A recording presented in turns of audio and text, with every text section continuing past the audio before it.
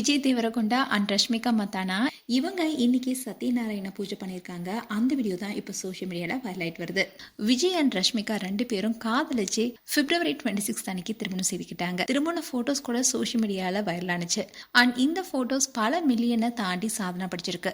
அதுவும் இவங்களுடைய திருமணத்தில் ரஷ்மிகா போட்டிருந்த ஆபரணங்களாகட்டும் அவங்களுடைய ட்ரெஸ்ஸிங் ஆகட்டும் எல்லாமே வைரல் ஆனிச்சு.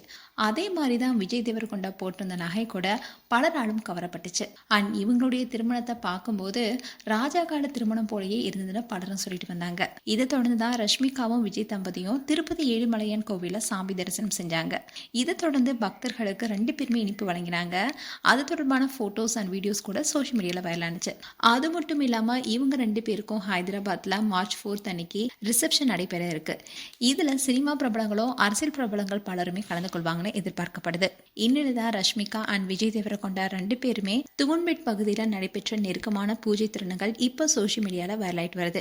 விஜயோடைய சொந்த ஊரான தெலுங்கானா மாநிலத்தில் நடைபெற்ற சத்யநாராயண பூஜையில ரெண்டு பேருமே பாரம்பரிய உடையில ரொம்பவே அழகா கலந்திருக்காங்க. அவங்களுடைய அமைதியான பாரம்பரிய அழகையும் பார்த்து ஃபேன்ஸ் பலரும் பாராட்டிட்டு வராங்க.